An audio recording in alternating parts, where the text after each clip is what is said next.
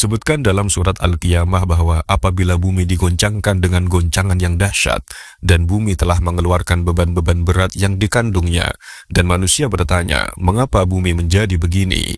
Pada hari itu bumi menceritakan ceritanya, karena sesungguhnya Tuhanmu telah memerintahkan yang sedemikian itu kepadanya. Pada hari itu manusia keluar dari kuburnya dalam keadaan bermacam-macam, supaya diperlihatkan kepada mereka balasan pekerjaan mereka. Di antara mereka ada yang putih mukanya dan ada pula yang hitam dan sebagainya. Barang siapa yang mengerjakan kebaikan seberat dzarrah pun, niscaya dia akan melihat balasannya. Dan barang siapa yang mengerjakan kejahatan sebesar dzarrah pun, niscaya dia akan melihat balasannya pula. Kiamat merupakan hal yang wajib kita yakini pasti akan terjadi. Tanpa beriman kepada hari kiamat, iman seorang tidak akan diterima, sebagaimana tidak diterima apabila tidak beriman kepada Allah, malaikat-malaikat Allah, kitab-kitabnya, rasul-rasulnya, dan qada-qadar darinya. Allah Subhanahu wa Ta'ala berfirman, yang artinya barang siapa yang kafir kepada Allah, malaikat-malaikatnya, kitab-kitabnya, rasul-rasulnya, dan hari kiamat, maka sesungguhnya orang itu telah sesat sejauh-jauhnya. Quran Surat An-Nisa 136. Mengenai kepastian adanya hari kiamat itu sendiri, Allah menegaskan dalam firman-firman-Nya. Di antaranya dalam surat At-Tawwabun ayat 7 yang berbunyi, yang artinya, orang-orang yang kafir mengatakan bahwa mereka sekali-kali tidak akan dibangkitkan. Katakanlah, tidak demikian demi Tuhanku, benar-benar kamu akan dibangkitkan, kemudian akan diberitakan kepadamu apa yang telah kamu kerjakan. Yang demikian itu adalah mudah bagi Allah. Allah Subhanahu wa Ta'ala berfirman pula dalam Quran Surat Asy-Syura ayat 7 yang artinya, serta memberi peringatan pula tentang hari berkumpul kiamat, tidak ada keraguan padanya, segolongan masuk surga dan segolongan masuk neraka. Dan apabila perkataan telah jauh atas mereka, kami keluarkan sejenis binatang melata dari bumi yang akan mengatakan kepada mereka bahwa sesungguhnya manusia dahulu tidak yakin kepada ayat-ayat kami. Al-Quran Surat An-Naml ayat 82. Dalam Al-Quran Surat Al-Anbiya ayat 96-97 dinyatakan bahwa hingga apabila dibukakan tembok Ya'juj dan Ma'juj dan mereka turun dengan cepat dari seluruh tempat yang tinggi dan telah dekatlah kedatangan janji yang benar, yakni hari kiamat, maka tiba-tiba terbelalaklah mata orang-orang yang kafir. Maka apabila sangkakala ditiup sekali tiup, dan diangkatlah bumi dan gunung-gunung lalu dibenturkan keduanya sekali bentur, maka pada hari itu terjadilah kiamat, dan terbelahlah langit, karena pada hari itu langit menjadi lemah, dan malaikat-malaikat berada di penjuru-penjuru langit. Dan pada hari itu 8 malaikat menjunjung arsy Tuhanmu di atas kepala mereka. Pada hari itu kamu dihadapkan kepada Tuhanmu, tiada sesuatu pun dari keadaanmu yang tersembunyi bagi Allah. Adapun orang-orang yang diberikan kepadanya kitabnya dari sebelah kanannya, maka dia berkata, ambillah, bacalah kitabmu ini. Sesungguhnya aku yakin bahwa sesungguhnya aku akan menemui hisab atau perhitungan terhadap diriku. Maka orang itu berada dalam kehidupan yang diridhoi, dalam surga yang tinggi. Buah-buahannya dekat, kepada mereka dikatakan, makan dan minumlah dengan sedap disebabkan amal yang telah kamu kerjakan pada hari-hari yang telah lalu. Adapun orang yang diberikan kepadanya kitabnya dari sebelah kirinya, maka dia berkata, wahai alangkah baiknya sekiranya tidak diberikan kepadaku kitabku ini, dan aku tidak mengetahui apa hisab terhadap diriku. Wahai kiranya kematian itulah yang menyelesaikan segala sesuatu. Hartaku sekali-kali tidak memberi manfaat kepadaku. Telah hilang kekuasaan dariku.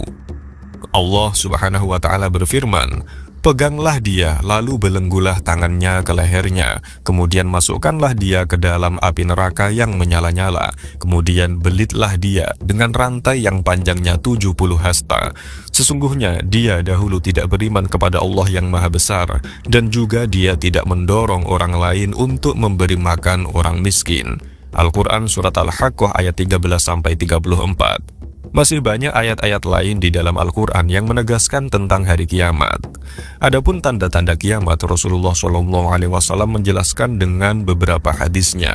Di antaranya, Sesungguhnya kiamat itu tidak akan terjadi sebelum adanya 10 tanda-tanda kiamat, yaitu tenggelam di timur, tenggelam di barat, tenggelam di jazirah Arab, adanya asap, datangnya Dajjal, adanya dabbah yakni binatang melata yang besar, Ya'juj dan Ma'juj, terbit matahari dari sebelah barat, keluar api dari ujung Aden yang menggiring manusia, dan turunnya Nabi Isa.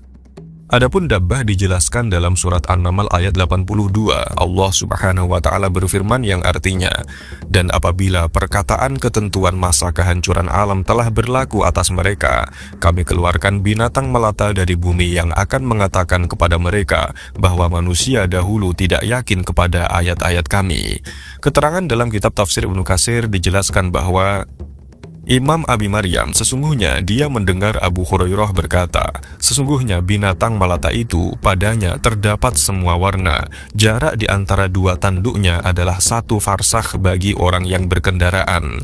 Imam Ibnu Abbas berkata, binatang melata itu seperti tombak pendek yang bertubuh besar. Dari Amirul Mukminin Ali bin Abi Thalib radhiyallahu anhu, sesungguhnya beliau berkata, binatang melata itu mempunyai bulu, bertubuh pendek dan mempunyai kuku tebal, semisal kuku kuda atau sapi, tidak mempunyai ekor dan mempunyai jenggot. Diriwayatkan dari Imam Ibnu Zubair, beliau mensifati binatang melata tersebut. Beliau berkata, kepalanya adalah kepala kerbau, matanya adalah mata babi, telinganya adalah telinga gajah, tanduknya adalah tanduk menjangan, lehernya adalah leher burung unta, dadanya adalah dada singa, warnanya adalah warna macan tutul, punggungnya adalah punggung kucing, ekornya adalah ekor kambing, dan kakinya adalah kaki unta. Jarak di antara dua ruas tulangnya adalah 12 dhira'. Adapun makhluk Dajjal dijelaskan bahwa berkata Rasulullah SAW menyebutkan tentang Dajjal pada suatu hari. Beliau merendahkan dan beliau mengangkat suaranya sehingga kami mengira beliau Nabi Muhammad SAW berada di kebun kurma. Ketika kami menemuinya, beliau mengetahui prasangka kami, maka beliau bersabda, "Ada apa gerangan kalian?" Kami menjawab, "Ya Rasulullah, engkau menyebutkan Dajjal pada suatu pagi sambil engkau merendahkan dan mengangkat suara, sehingga kami mengira engkau berada di kebun kurma." Kemudian beliau bersabda, "Bukan Dajjal yang paling kutakuti pada kalian. Sesungguhnya jika dia, yakni Dajjal itu keluar sedang aku di tengah-tengah kalian, maka aku akan menjadi pembela kalian. Tetapi jika Dajjal itu keluar sedangkan aku tidak di tengah-tengah kalian, maka setiap orang hendaknya menjadi pelindung terhadap dirinya, karena Allah Subhanahu wa taala menjadi penggantiku terhadap setiap muslim." Sesungguhnya dia, yakni Dajjal, adalah seorang pemuda yang rambutnya keriting, matanya menonjol ke depan. Aku perumpamakan dia dengan Abdul Uzza ibni Qatan. Maka barang siapa yang sempat menemuinya dari kalian, maka bacakanlah padanya beberapa ayat pembuka dari surat Al-Kahfi. Sesungguhnya dia, Dajjal, itu akan keluar dari satu jalan di antara negeri Syam yang sekarang adalah Syria dan Irak. Maka dia akan merusak dengan cepatnya ke kanan dan ke kiri. Wahai hamba-hamba Allah Subhanahu wa taala, teguhlah kalian. Kami bertanya, berapa lama dia tinggal di bumi? Beliau Nabi Muhammad SAW menjawab, selama 40 hari. Satu harinya seperti 1 tahun, satu harinya seperti 1 bulan, satu harinya seperti 1 Jumat, dan sisanya seperti hari-hari kalian. Kami bertanya, wahai Rasulullah, hari yang engkau sebut bagaikan 1 tahun, cukupkah bagi kami untuk sholat sehari? Beliau Nabi Muhammad SAW menjawab, tidak, tetapi ukurlah sekedarnya. Kami bertanya, ya Rasulullah, bagaimana kecepatan berjalannya Dajjal itu di bumi? Beliau Nabi Muhammad SAW menjawab, bagaikan hujan dihempas angin. Dia mendatangi suatu kaum, menyeru mereka, lalu mereka beriman padanya dan memenuhi seruannya. Dia perintahkan langit, maka langit pun menurunkan hujan. Dia memerintahkan bumi, maka bumi pun menumbuhkan tanaman. Binatang piaraan menjadi gemuk dan kenyang dan melimpah air susunya. Kemudian dia datang pada suatu kaum lalu menyeru mereka, dan mereka pun menemui panggilannya. padanya. Lalu dia berpaling sehingga keesokan harinya mereka dalam keadaan kekeringan dan tidak sedikit pun harta mereka yang tersisa. Lalu dia melewati suatu daerah bernama Khoribah dan mengatakan pada daerah tersebut, "Keluarkan olehmu simpanan berhargamu," sehingga harta itu mengikutinya bagaikan segerombolan unta.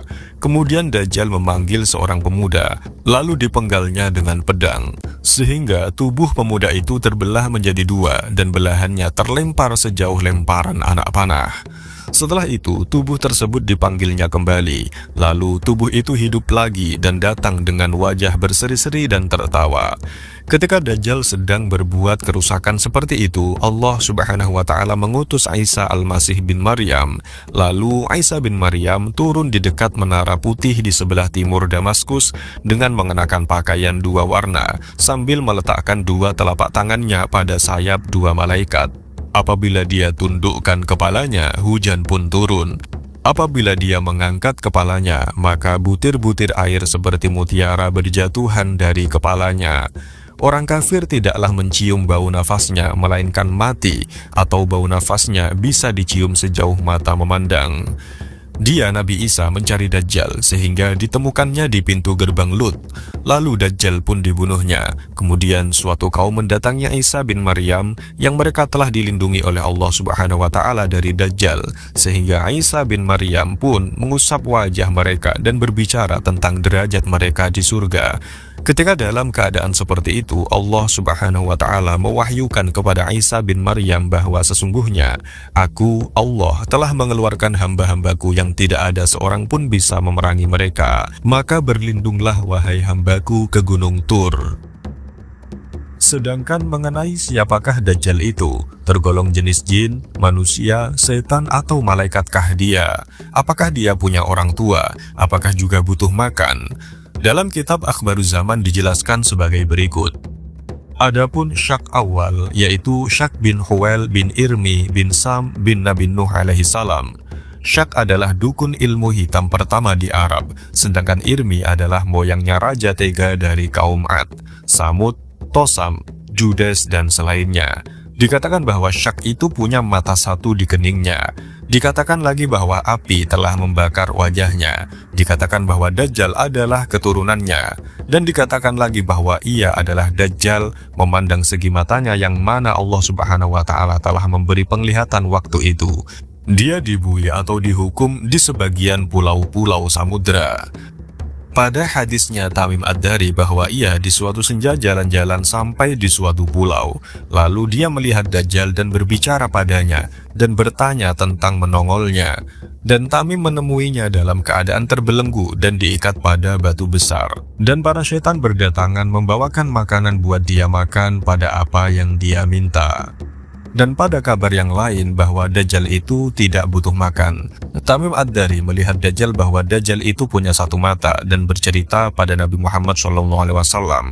Oleh sebab itu Nabi bersabda, "Bercerita padaku Tamim Ad-Dari dan di sebagian sisi menjelaskan tentang kabar Dajjal." Dikatakan bahwa ibunya Dajjal adalah wanita dari golongan jin yang sangat cinta pada ayahnya Dajjal yang bernama Huwail, lalu menikah dan melahirkan Dajjal. Nama Dajjal adalah Hud bin Huwail. Adapun Ya'juj dan Ma'juj. Siapakah Ya'juj dan Ma'juj?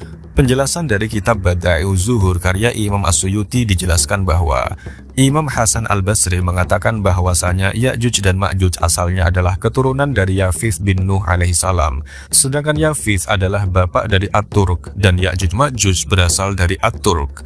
Wahab bin Munabih mengatakan alasan At-Turk disebut dengan Turk karena Dzulqarnain ketika membangun dinding untuk mengurung Ya'juj dan Ma'juj, ada sebagian kelompok dari golongan mereka yakni golongan Ya'juj dan Ma'juj yang tidak hadir dan mereka tidak mengetahui tentang dibangunnya dinding.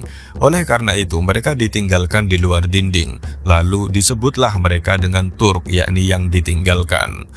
Sebagian ulama mengatakan bahwasanya Ya'juj dan Ma'juj diciptakan dari air mani Adam ketika air maninya tertumpah pada waktu Adam diturunkan ke bumi. Kemudian bercampurlah air mani tersebut dengan debu. Lalu Allah Ta'ala menciptakan dari debu yang bercampur mani Adam tersebut Ya'juj dan Ma'juj, dan mereka bukan berasal dari Hawa. Sebagaimana ulama mengingkari pendapat ini dan menyatakan bahwasanya pendapat ini adalah pendapat yang tidak benar. Sahabat Imam Ibnu Abbas radhiyallahu anhu mengatakan bahwasanya Ya'juj dan Ma'juj terdiri dari 9 bagian, sedangkan keseluruhan alam terdiri dari 1 bagian yang telah disebutkan sifat-sifat mereka. Imam As-Saddi mengatakan bahwasanya Ya'juj dan Ma'juj terdiri dari 3 golongan.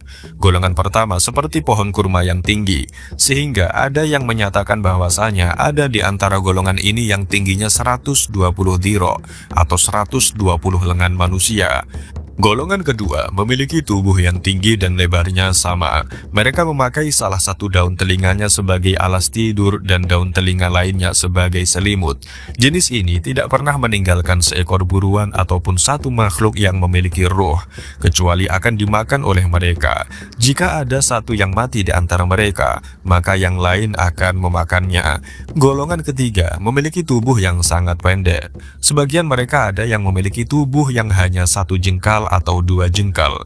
Salah satu dari jenis ini tidak mati kecuali telah meninggalkan 1000 anak, dan jenis ini tidak dapat diperkirakan jumlahnya karena saking banyaknya. Dalam sebuah khobar dikatakan bahwa Ya'juj Ma'juj mengerat dinding yang dibangun Dzulqarnain dengan mulut-mulut mereka, sehingga mereka melihat dari celah dinding tersebut sinar matahari tenggelam. Lalu mereka berkata, "Sekarang kita telah membuka dinding tersebut."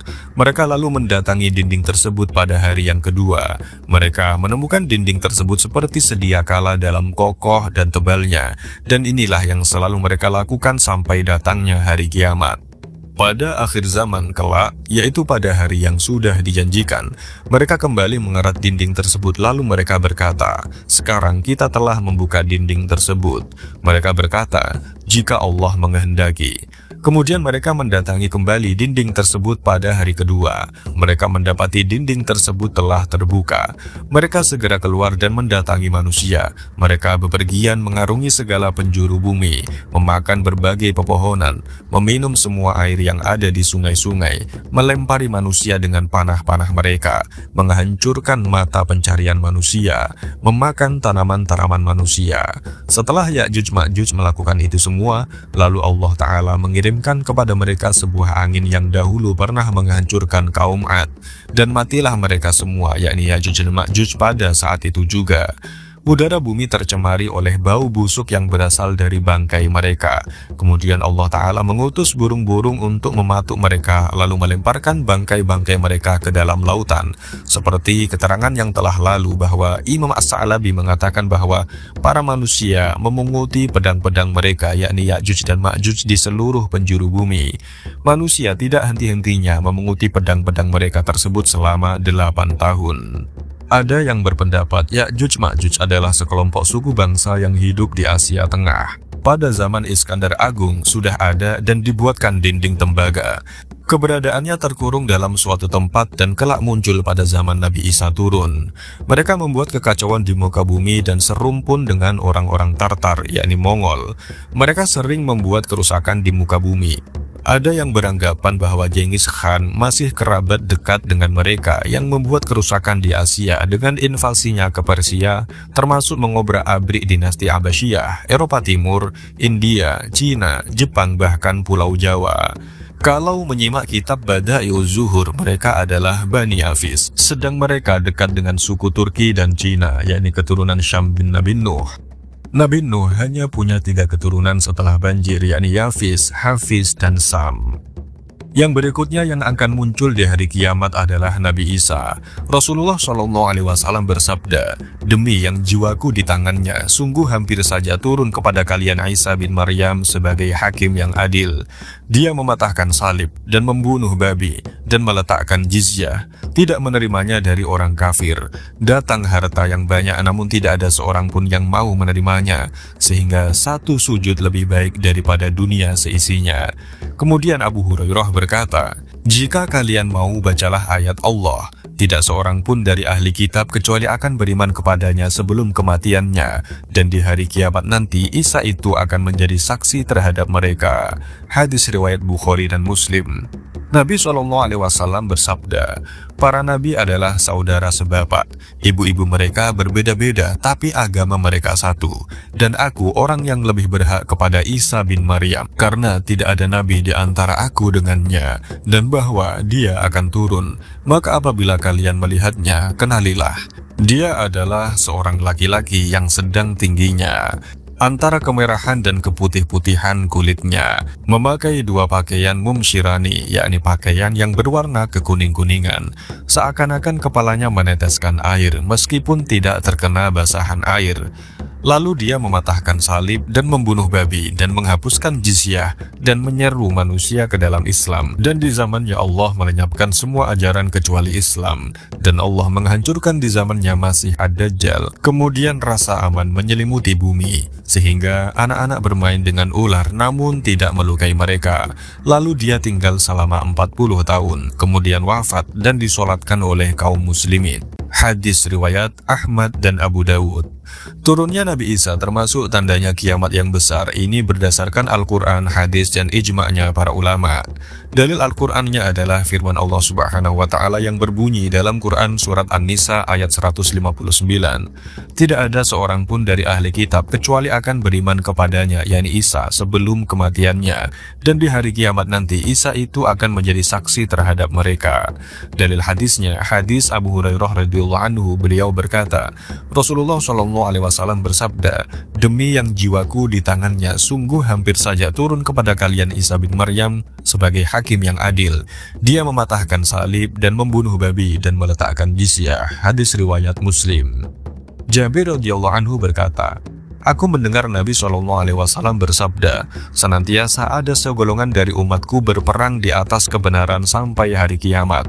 Lalu beliau berkata, lalu turunlah Isa bin Maryam alaihissalam, lalu berkata amir mereka, marilah jadilah imam sholat bagi kami. Lalu beliau berkata, tidak, sesungguhnya sebagian kalian adalah amir bagi sebagian yang lain, sebagai kemuliaan yang Allah berikan atas umat ini. Hadis riwayat Muslim.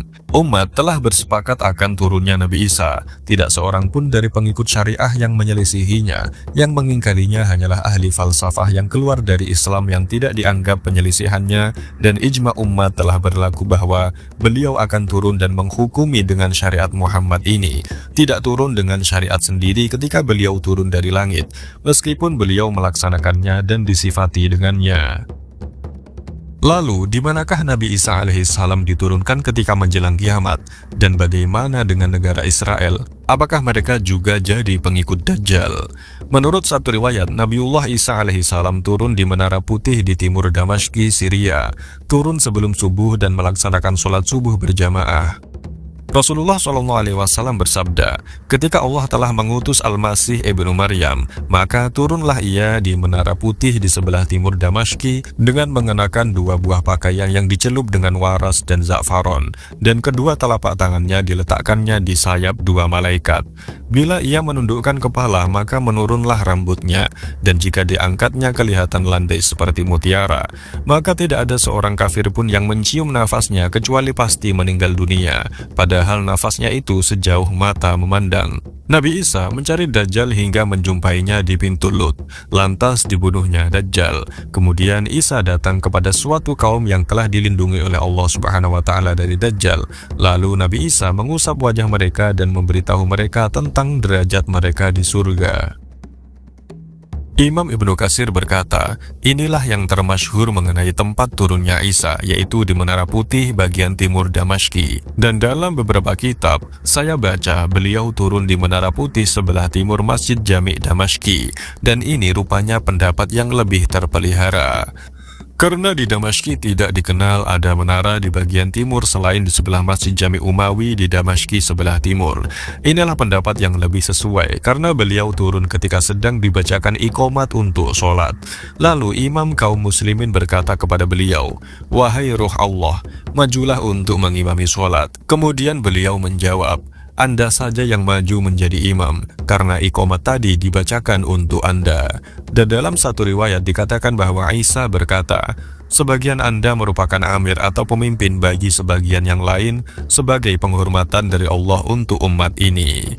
Dan apa-apa yang dilakukan Nabi Isa alaihissalam bisa dilihat dalam kitab Sahih Bukhari dan Muslim, dan diantaranya adalah Rasulullah SAW bersabda, "Tidak akan terjadi kiamat sehingga turun kepada kalian Ibnu Maryam sebagai hakim yang adil. Ia mematahkan salib, membunuh babi, menghentikan jizyah, dan melimpahkan harta sehingga tidak ada seorang pun yang mau menerima pemberian harta." Dikatakan bahwa Nabi Isa alaihissalam ketika turun ke bumi untuk membunuh Dajjal, beliau menikah di bumi. Lalu siapakah perempuan yang akan dinikahi Nabi Isa? Nabi Isa alaihissalam setelah turun, beliau juga menikah dengan seorang perempuan dari Bani Juzam, dalam satu riwayat dengan perempuan dari Bani Asad, dan beliau mempunyai beberapa anak. Menurut Imam Ghazali, sesungguhnya Nabi Yahya SAW telah menikah, tapi ia tidak mengumpuli. Ia menikah hanya untuk mendapatkan keutamaan menikah, menjalankan sunnah, dan menundukkan pandangan. Sedangkan Nabi Isa alaihissalam kelak beliau akan menikah dan memiliki anak jika sudah saatnya turun ke bumi. Dalam keterangan lain dalam kitab Bada'i'uz Zuhur dijelaskan bahwa kemudian sesungguhnya Isa menikah dengan wanita dari penduduk Askolan dan dikaruniai 2 anak. Kemudian Nabi Isa alaihissalam haji ke Baitullah Al-Haram dan berziarah di makam Nabi Muhammad SAW. Lalu beliau sakit di sana dan akhirnya wafat pula di sana dan disemayamkan di samping makam Nabi Muhammad SAW. Imam Abu Laisi As-Samarqandi menyatakan bahwa anaknya Nabi Isa adalah perempuan. Sedangkan Imam Ka'ab menyelisihi riwayat ini. Beliau mengatakan bahwa Nabi Isa memiliki 2 anak laki-laki. Nama anaknya adalah Muhammad dan Musa. Lalu Dajjal datang kepada umatku dan hidup selama 40 tahun. Lalu Allah mengutus Nabi Isa bin Maryam. Kemudian ia mencari Dajjal dan membinasakannya. Kemudian selama 70 tahun manusia hidup aman dan damai. Tak ada permusuhan antara siapapun. Sesudah itu Allah meniupkan angin yang dingin dari arah negeri Syam. Maka setiap orang yang dalam hatinya masih ada kebajikan meskipun sebesar atom, pasti menemui ajalnya. Bahkan jika seandainya seseorang dari kamu masuk ke dalam gunung, pasti angin itu mengejarnya dan mematikannya. Maka sisanya tinggal orang-orang jahat seperti binatang buas. Mereka tidak mengenal kebaikan dan tidak mengingkari kemungkaran. Dan syaitan menjelma pada mereka, lalu berkata, "Maukah kamu mengabulkan?" Manusia berkata, "Apa yang akan kamu perintahkan kepada kami?" Syaitan lalu memerintahkan kepada mereka agar menyembah berhala, sedangkan mereka hidup dalam kesenangan. Kemudian ditiuplah sangkakala, tapi seorang pun tak akan mendengarnya kecuali orang yang tajam pendengarannya. Dan orang yang pertama kali mendengarnya yaitu seorang laki-laki yang mengurusi untanya. Nabi bersabda, "Maka matilah semua manusia." Kemudian turunlah hujan seperti hujan gerimis, maka keluarlah dari situ jasad manusia dari kubur-kuburnya. Kemudian ditiup lagi sangkakala, maka tiba-tiba mereka berdiri menunggu. Lalu dikatakan kepada mereka, "Wahai manusia, marilah menghadap kepada Tuhanmu," dan mereka pun berada di mahsyar karena mereka akan diminta tanggung jawabnya. Kemudian dikatakan kepada mereka, "Pergilah kamu karena neraka telah dinyalakan." Lalu dikatakan lagi, "Dari berapakah?" Lalu dikatakan lagi, "Dari setiap 1999 orang." Begitulah keadaannya pada hari anak dijadikan beruban dan pada hari betis disingkapkan, yakni hari kiamat yang menggambarkan orang sangat ketakutan yang hendak lari karena huru-hara kiamat. Hadis riwayat Muslim. Sabda Nabi SAW ketika berkhutbah, "Wahai manusia, bahwasanya kamu nanti akan dihimpun Allah dalam keadaan telanjang kaki, telanjang bulat, dalam keadaan kulub, yakni tidak dikhitan. Ingatlah bahwa orang yang mula-mula diberi pakaian adalah Ibrahim alaihissalam. Ingatlah bahwa nanti ada di antara umatku yang didudukkan di sebelah kiri.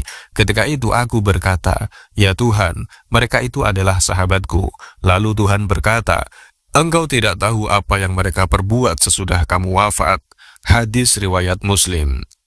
Pertanggungjawaban. Mengenai pertanggungjawaban perbuatan, Nabi Muhammad SAW bersabda, "Pada hari kiamat, setiap hamba tak akan melangkah sebelum ditanya 4 hal, yaitu tentang umur untuk apa ia habiskan, ilmunya untuk apa ia amalkan, hartanya dari mana ia peroleh dan untuk apa ia belanjakan, dan kesehatan badannya untuk apa ia pergunakan."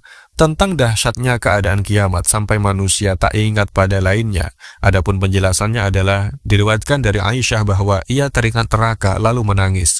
Maka Rasulullah bertanya, "Apa yang menyebabkan engkau menangis?" Aisyah menjawab, aku teringat pada neraka, hingga aku menangis. Apakah pada hari kiamat kamu akan ingat pada keluargamu? Jawab Nabi SAW, adapun di 3 tempat, orang tidak teringat pada yang lainnya, yaitu ketika ditimbang amalnya sebelum dia mengetahui berat ringannya amal kebaikannya, ketika buku catatan amalnya berterbangan sebelum dia mengetahui di mana hinggapnya buku itu, di sebelah kanan, kiri, atau di belakangnya, dan ketika meniti titian jembatan yang terbentang di punggung neraka jahanam sebelum dia melaluinya. Hadis riwayat Abu Dawud, hadis Hasan. Itulah peristiwa kiamat yang wajib kita yakini beserta tanda-tandanya. Semuanya itu merupakan hal yang gaib, hanya Allah yang mengetahui. Sedangkan Nabi SAW menghabarkan itu dari wahyu Allah, maka hal-hal yang tak sesuai dengan penjelasan Allah dan Rasulnya mesti kita tolak, meskipun datangnya dari orang yang mengaku intelek, pakar, ataupun mengaku telah menyelidiki bertahun-tahun dengan metode yang disebut ilmiah dan canggih. Sebaliknya, kalau itu datang dari Allah dan Rasulnya, maka wajib kita imani dan beriman kepada hari kiamat itu merupakan hal yang termasuk pokok di dalam Islam, seperti tersebut di atas. Mengingkarinya berarti rusak keimanannya. Lalu yang berikutnya adalah Imam Mahdi. Mengenai turunnya Imam Mahdi, berikut bab akhir tentang Al-Mahdi dan nama Imam Al-Mahdi yang dinukil dari kitab Tadhkiratul Qurtubi. Imam Abu Dawud dari Abi Sa'id Al-Khudri, sesungguhnya Nabi SAW bersabda, akan datang pada umatku Al-Mahdi, bila masanya pendek maka 7 tahun, kalau tidak maka 9 tahun. Maka umatku pada masa itu diberi kenikmatan dengan kenikmatan yang tidak pernah mereka rasakan yang semacam itu sama sekali. Mereka diberi rizki yang luas, mereka tidak menyimpan sesuatu apapun. Harta saat itu berlimpah sehingga seseorang bangkit dan mengatakan, wahai Mahdi, berilah aku. Dia pun menjawab, ambillah. Imam Abu Dawud juga mengeluarkan dari Abi Sa'id Al-Khudri berkata, Rasulullah SAW bersabda, Al-Mahdi dariku, dahinya lebar, hidungnya mancung, memenuhi bumi dengan keadilan sebagaimana sebelumnya telah dipenuhi dengan kedzaliman, berkuasa selama 7 tahun. Abdul Razak menyebutkan, telah menghabarkan kepada kami Ma'mar dari Abi Harun Al-Abadari, dari Muawiyah bin Qurrah, dari Abi Siddiq An-Naji, dari Abi Sa'id Al-Khudri, beliau berkata, Rasulullah SAW menyebutkan cobaan-cobaan yang menimpa umat ini hingga tidak ditemukan seorang lelaki sebagai tempat kembali dari kedoliman. Kemudian Allah mengutus seorang lelaki dari keturunanku, ahli baitku, menemui bumi dengan keadilan sebagaimana sebelumnya telah dipenuhi dengan kedoliman. Penduduk langit meridhoinya, begitu juga penduduk bumi. Langit tidak meninggalkan tetesan hujannya kecuali dicurahkan dan bumi tidaklah meninggalkan tumbuhannya kecuali dikeluarkan. Hingga orang-orang yang hidup berangan-angan bahwa tak ada yang namanya kematian. Dia hidup di zaman itu selama 9 tahun atau 8 tahun atau 7 tahun. Imam Abu Dawud juga meriwayatkan yang serupa dari wajah yang lain dari Abi Sa'id Al-Khudri. Dari Abdullah dari Nabi SAW bersabda, andaikan dunia tinggal sehari, sungguh Allah Ta'ala akan panjangkan hari tersebut sehingga diutus padanya seorang laki dari ahli baitku.